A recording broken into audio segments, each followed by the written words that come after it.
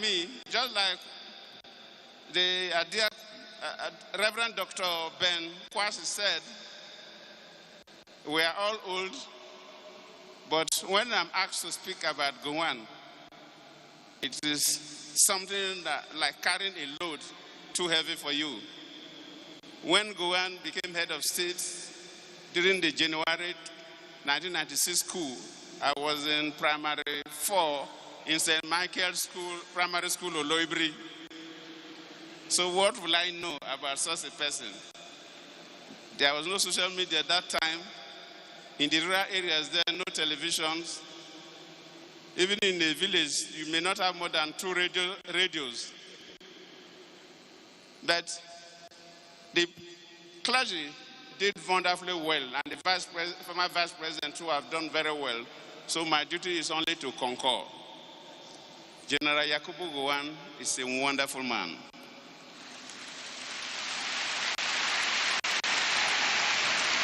We have leaders and we have leaders. And when conditions are optimal, anybody can be a leader. When things are good, anybody can be a leader, and you will be happy. But under challenging situations, that is when you differentiate the leaders that God has given them that art of leadership and the leaders that are just placed there to do whatever they like. Gowon, as a very young officer then, at the age of about 32, was the head of state of this country.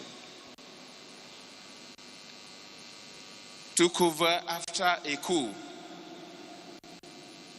Then later on the Civil War.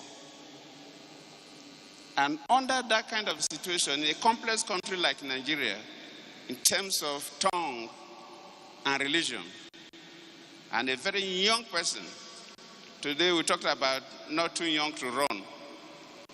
He was head of state at the age of 32. So if he was not somebody that had a gift of leadership, I'm not sure Nigeria would have been one today. But he was totally committed. If you ask me to make maybe just one clause about Gowon, I will tell you that he's a peace ambassador par excellence. His leadership was focused on peace and unity. And then the slogan then was that to keep Nigeria one is the tax that must be done. And as children, when you hear that in the radio, after playing music and so on, they say to keep Nigeria one is the tax that must be done. Then they say, oh, should be, hey. Then that gave you courage that the country will not disintegrate. And that was his vision for leadership. And I'm happy that when I look at that side, I see the young youth corpers.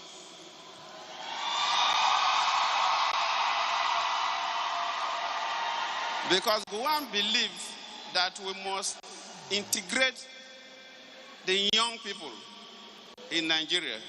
And he founded the National Youth Service Corps. That is somebody who has the passion to put the country together. And just like the vice president did mention, that when he left, dropped the rifle and the bayonet, the instruments of war, he still picked the holy book, the Bible, with his foundation, the Nigeria Pray, to put Nigeria together, to pray for the peace of Nigeria. So Gowon is one of our leaders that deserve celebration anytime, anywhere.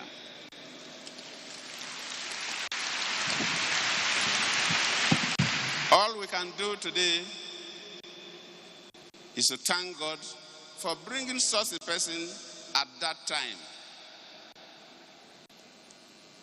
As I grew up, because as I mentioned, when Gowon took over as the head of state, I was in primary 4 at St. Michael's School, Oloibri. The year his government ended was the year I wrote my school SAT. So I cannot make much comment about that. But looking at his antecedents, and when I remember the activities of some military officers that also fought the war,